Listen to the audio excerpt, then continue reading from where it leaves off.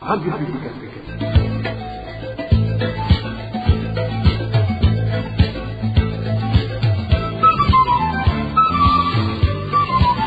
Radio Publique Africaine.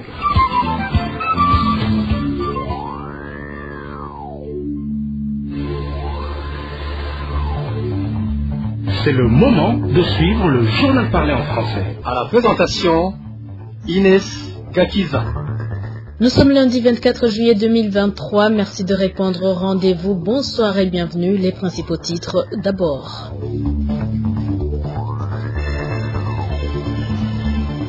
72 heures après la hausse des prix du carburant, ce produit reste rare. Les habitants de la capitale Bujumbura éprouvent d'énormes difficultés pour se déplacer par manque de véhicules de transport suffisants.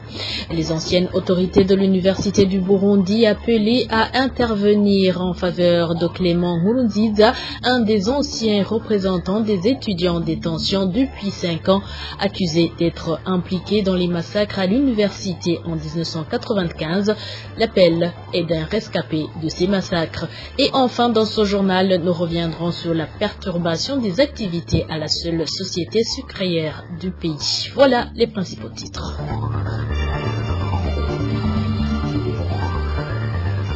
Encore une fois, bonsoir et bienvenue. Je viens de vous le dire, les activités se déroulent toujours au ralenti dans la société sucrière du Mosso Sosumo suite aux huiles non adaptées qui ont endommagé les machines de cette usine. Les employés de cette société indiquent qu'il y aura une baisse remarquable de production du sucre du fait que ces machines fonctionnent très mal. Le point avec Emmanuel Niyongeko. Certains employés de la société sucrière de Mosso pensent que la production de sucre ne sera pas du tout bonne durant cette saison. Ils se basent sur la quantité de sucre déjà produite. Ils signalent que depuis le début de la campagne, lundi le 17 juillet de cette année, ils ont seulement produit 133 tonnes de sucre, alors que normalement, durant une semaine, ils devraient avoir produit au moins 600 tonnes de sucre. En effet, selon ces employés de la Sosumo, cette baisse de production est le résultat de l'utilisation de l'huile non appropriée dans les machines qui font le broyage de la canne à sucre. Cette huile de mauvaise qualité a endommagé les pièces de ces machines, poursuivent ces employés, ce qui fait qu'elles fonctionnent très mal, au point que la Sosumo a dû utiliser des groupes électrogènes pour accélérer l'opération. Étant donné que ces groupes électrogènes consomment beaucoup de carburant qui coûte très cher, les employés de la Sosumo constatent que leur société est en train d'enregistrer une double perte. C'est pourquoi ces travailleurs de la Sosumo qui se sont entretenus avec la RPA demandent avec insistance au gouvernement de suivre de près ce problème qui freine les activités de la Sosumo afin que les responsables de cette usine qui ont acheté et réceptionné cette huile de mauvaise qualité qui a endommagé les machines soient identifiés et interrogés pour ces magouilles avant qu'il ne soit trop tard. Le personnel de l'hôpital de Gatumba en commune Mutimbuzi, province Bujumbura, accuse le directeur du dit hôpital de manque d'éthique et de déontologie professionnelle. Il montre comment ce directeur ne donne aucune valeur aux patients, leur refusant une ambulance quand ils en ont besoin. Et cela parce que ce directeur utilise souvent cette ambulance pour ses intérêts personnels. Le point avec Onésime de Shimagize. Imaginez-vous un directeur de l'hôpital qui n'a aucun souci aux malades. Comment pourrait-il avoir des soucis à son personnel? Aidez-nous vraiment parce que nous sommes fatigués. Ce sont les supplications du personnel de l'hôpital de Gatumba en commune de Mutimbuzi qui demandent au supérieur hiérarchique du médecin directeur de cet hôpital, Jimmy Nichimhaye, de le ramener dans le bon chemin. En plus du harcèlement et des sanctions injustes qui sont infligées aux certains employés de l'hôpital de Gatumba, ces derniers accusent le médecin directeur Jimmy Nichimhaye de mépris envers les malades. Il montre comment, en cas d'urgence, les malades peinent pour arriver à l'hôpital car l'ambulance est souvent utilisée par le directeur dans ses affaires personnelles, témoigne un de ses employés. Souvent, on téléphone à l'hôpital pour solliciter une ambulance pour évacuer en cas urgent, mais la réponse est souvent non, parce que l'ambulance est utilisée dans des affaires personnelles du médecin directeur Jimmy Nichimhaye. L'exemple le plus récent est celui de dimanche dernier, quand le directeur était allé rendre visite à une famille qui a eu un nouveau-né et quand ils ont appelé pour solliciter l'ambulance, il a dit au chauffeur de leur répondre que l'ambulance était tombée en panne. Les employés de l'hôpital de Gatumba ajoutent que le directeur Jimmy Nichimaye n'a aucun souci aux malades. Il précise comment une femme qui allait mettre au monde au centre de santé de Lukaramu est décédée pour avoir manqué une ambulance d'évacuation car l'ambulance de l'hôpital était utilisée par le directeur dans ses affaires personnelles. Ils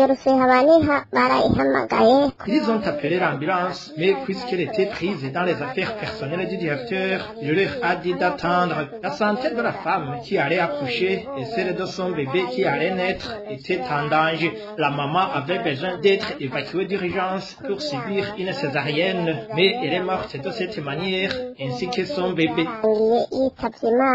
Nos sources à l'hôpital de Gatumba indiquent que ce jour, le médecin directeur Jimmy Nichimaye a finalement dépêché l'ambulance pour amener le corps de la victime à l'hôpital car sa famille avait refusé de l'enterrer sans que le corps de la maman ne soit séparé du corps de son bébé. Et nos sources doivent préciser que tous les employés qui ont subi des mutations disciplinaires ont été victimes d'avoir dénoncé les magouilles et les mauvaises pratiques du médecin directeur Jimmy Nichimaye.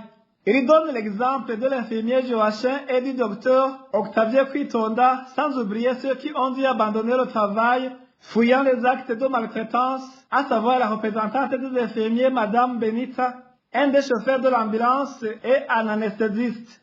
Dans nos éditions ultérieures, nous évoquons certaines magouilles ainsi que certains cas de détournement, dont est responsable le médecin directeur Jimmy Nichimaye. Parlons droits de l'homme à présent. Les autorités, ceux qui ont dirigé l'université du Burundi entre 1994 et 1995, devraient sortir du silence et innocenter Clément Nkurunziza qui croupit en prison depuis 5 ans. C'est du moins le contenu de la lettre ouverte adressée par Franck Kadze, rescapé des massacres de 1995 qui ont eu lieu dans l'enceinte de l'université du Burundi à Pascal Ndimira, ancien recteur de l'université du Burundi, une lettre qui laisse entendre que, au lieu d'être emprisonné, Clément Nkurunziza devrait plutôt être décoré. Marie-Angela Kodze a décortiqué pour nous cette lettre ouverte.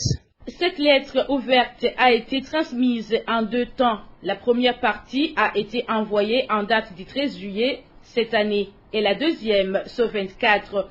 Toutes les deux ont été adressées à Pascal Ndimira, ancien recteur de l'université du Burundi, lequel a d'ailleurs beaucoup collaboré avec Clément Nkurunziza pour éviter que l'épuration ethnique en cours dans tout le pays ne se produise dans les enceintes des campus. En tant qu'étudiant rescapé des massacres des Hutus qui ont eu lieu dans les campus au mois de juin 1995, Franck Kadze débute sa mise en rappelant à Pascal Ndimira qu'il est le seul à pouvoir innocenter Clément Nkurunziza en témoignant de ce qu'il a vu et vécu. Journaliste de formation, Franck Kadze a même rappelé que si le pire a pu être évité, c'est bel et bien grâce à des gens de valeur qui se sont donnés corps et âme pour assurer au maximum la sécurité du campus. Il s'agit notamment de Pascal Ndimira, alors recteur de l'université du Burundi, et son adjoint Athanase Bakunda, un certain Pierre Claver Nzeyimana, qui était directeur de la régie des œuvres universitaires, ainsi que Clément Nkurunziza, à l'époque président de la SSER. Et Franck Kadze de s'étonner de voir que tout ce monde qui a lutté côte à côte pour sauver des vies humaines, personne n'a levé son petit doigt durant ces 5 dernières années pour témoigner en faveur de Clément Nkurunziza. Dans cette même correspondance, Franck Kadze a même donné quelques témoignages qui prouvent que le crime pour lequel est poursuivi son condisciple est sans aucun fondement. En effet, selon lui, Clément était non seulement connu comme quelqu'un d'ouvert et d'extrêmement humain, en plus d'être pacifiste. Et Franck Kadze de rappeler que même après la nomination de Pascal Firmin-Dimira à la tête du ministère de l'Agriculture et de l'Élevage, il est resté en contact avec Clément Nkurunziza, avec lequel il ne cessait de peaufiner les stratégies mises en place pour renforcer la sécurité des campus et maintenir la cohésion malgré que cela devenait de plus en plus difficile. Ici, Franck Kadze a même rappelé que au moment où de pauvres paysans venus de collines en amont de la ville de Bujumbura, communément appelée Buhonga, se faisaient égorger en pleine journée par des jeunes drogués de Nyakabiga et d'autres venus en renfort, Clément Nkurunziza a pris les devants pour mobiliser les autres facultés afin d'arrêter ce massacre et Franck Kadze d'affirmer que l'ignominieuse accusation portée contre Clément Nkurunziza d'être le cerveau du massacre d'étudiants Hutus cette triste nuit de 11 à 12 juin 1995 est une parodie judiciaire.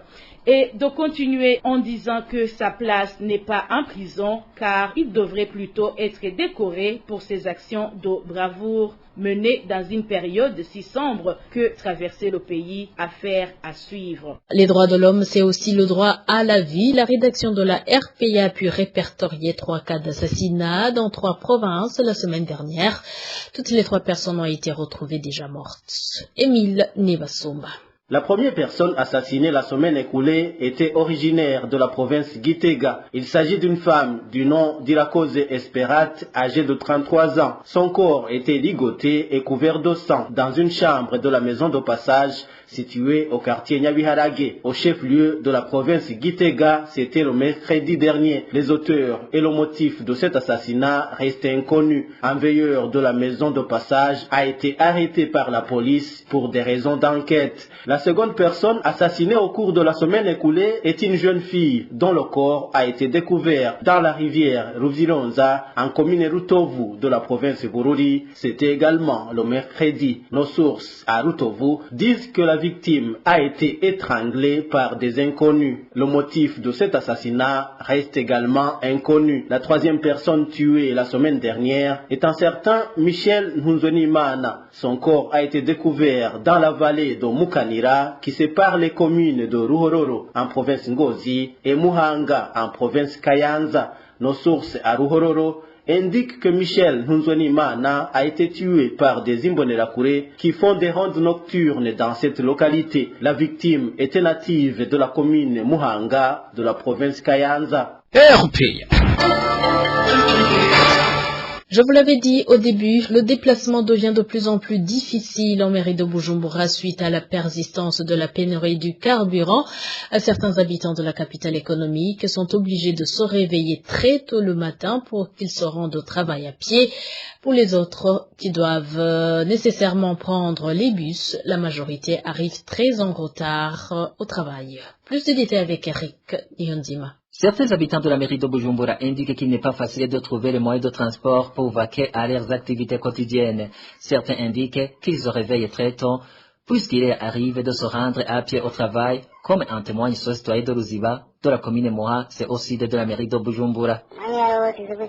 À tout moment, quand tu sais que tu dois aller au travail dans la ville de Bujumbura, comme plusieurs activités débutent à 7h30, si tu n'es pas encore en cours de route à 6h, pour voir si tu peux trouver un moyen de déplacement ou si tu dois te déplacer à pied, sache que tu seras en retard au service.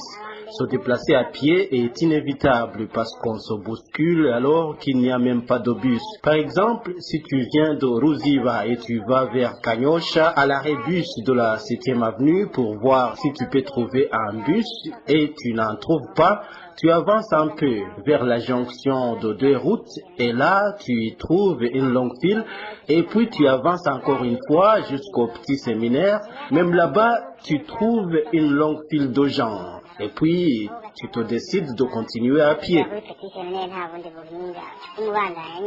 Cet autre citoyen de la zone Buterere, en commune Nahangwa, c'est au nord de la capitale économique, indique que ce problème de manque de moyens de transport perturbe beaucoup leurs activités. Je suis en zone Wuterere, précisément à la station-service. Certains attendent des bus, d'autres du carburant, alors qu'il n'y en a pas. Le transport est en casse-tête. Les fonctionnaires arrivent tardivement au travail. Les services tournent au ralenti. S'ils arrivent au lieu de travail à 9h ou à 10h, tu comprends qu'il y a une paralysie des activités. Cela nous perturbe parce que si tu devrais débuter le travail à 7h30 et que tu commences à 10h ou 11h, tu comprends qu'il y a un problème. À part ce problème de retard au travail, ces habitants de la mairie de Bujumbura indiquent qu'ils ne travaillent pas bien à cause de la fatigue. Ils indiquent également qu'en pleine activité, ils se demandent comment ils vont procéder pour rentrer chez eux. Merci Eric Nyonzima. Il manque criant d'eau potable en zone Bulinga de la commune Gihanga, province Bubanza. Depuis un mois, la question a été soumise auprès des responsables de la régie des eaux sans aucune suite. Les habitants de la place craignent d'attraper des maladies des mains sales. Denis Claire, Hilatkoumva. La zone Bulinga de la commune Gihanga en province Bubanza connaît le problème d'eau potable depuis le mois de juin de cette année. Jusqu'au 20 juin, cette zone était sporadiquement rationnée en eau potable. Cependant, peu après, les habitants de cette zone n'ont plus revu de l'eau dans leurs robinets. Ils sont à sec à travers toute cette zone. Les habitants se rabattent aujourd'hui à de l'eau de l'étang et Kigera, se trouvant dans la réserve naturelle de la Rukoko, exactement à la 9e avenue. Les coupures d'eau potable ont commencé depuis le 20 juin dernier. Nous avons assisté à des coupures répétitives d'eau jusqu'à ce que la situation s'empire. La population consomme de l'eau puisée dans le petit lac contenant des saletés. Les habitants d'ici utilisent cette eau impropre à la cuisine. Ils boivent la même eau et ce lac se trouve dans la forêt naturelle de la Rukoko. La population locale dit ne pas connaître les causes de cette pénurie. Les responsables de la régie des eaux et les administratifs seraient restés muets face à ce problème. Selon la population, les autres localités qui pourtant partagent les tuyaux d'alimentation avec Bulinga parviennent à avoir de l'eau potable. Les responsables de la régie des eaux ne nous donnent pas le motif de cette carence d'eau. Nous nous sommes également confiés à l'administrateur et nous n'avons pas eu de réponse. Nous nous sommes également confiés à tous les chefs de quartier, mais en vain. Nous voudrions que ces administratifs plaident pour nous auprès de la régie des eaux parce qu'une petite partie de la zone de Gihanga est alimentée en eau potable. C'est très étonnant de ne pas avoir de l'eau alors que nous sommes sur la même ligne des tuyaux d'alimentation. La rédaction de la RPA a tenté de joindre Léopold Ndaïsaba, administrateur de la commune Gihanga, mais il nous a raccroché au nez dès la présentation. Merci Dani Claire Hilatkoumva. Et enfin, la coalition des défenseurs des droits des réfugiés burundais lance un appel à la communauté internationale de se lever pour les droits des réfugiés qui sont en train d'être bafoués dans tous les sens. Jean Bosco Viezegilo, porte-parole de cette coalition, réagit à la mesure du responsable du camp de Nyarugusu interdisant toute célébration de mariage de Burundais dans ce camp. Ce défenseur des droits des réfugiés demande à ACR de ne pas passer outre ses responsabilités et de plaider pour les réfugiés pour qu'ils ne soient pas victimes du refoulement. Suivez le porte-parole de CBDH Vicar, Jean Bosco Zizigilo. Au CBDH Vicar, nous avons été profondément touchés par le message qui dit que les réfugiés burundais qui se trouvent sur le sol tanzanien n'ont plus droit à célébrer leur mariage. C'est un message en provenance du chef du camp, Siasa Manjej, qui leur a annoncé qu'il ne peut pas céder à la demande du gouvernement burundais, laquelle demande est formulée sous le contexte disant qu'il ne faut plus autoriser les réfugiés burundais à faire toute activité que ce soit jusqu'à leur refuser les droits comme scolarisation des enfants, vivre de l'agriculture, aller au marché, jusqu'à leur refuser la célébration du mariage. C'est très dommage parce que la semaine dernière, au cours d'une réunion, les envoyés du HCR avaient prononcé qu'ils n'ont plus de chance que de retourner dans leur pays natal. Au CBDH Vicar, nous disons que ce message n'est pas un message digne pour une institution comme le HCR. C'est une organisation mondiale en charge de la protection des réfugiés. On se demande où vont aller les réfugiés burundais en Tanzanie si le HCR leur dit qu'ils n'ont plus la chance de les protéger. Au CBDH Vicar, nous demandons au gouvernement tanzanien de ne pas toujours faire référence à ce qui avait été fait en 2013 aux réfugiés burundais, comme le sort qui est réservé aux réfugiés burundais d'aujourd'hui. C'était Jean Bosco Vizigilo, le porte-parole de CBDH Vicar, et c'est par cette intervention que nous mettons point final à ce journal. Merci de nous avoir prêté une oreille attentive et excellente soirée chez vous.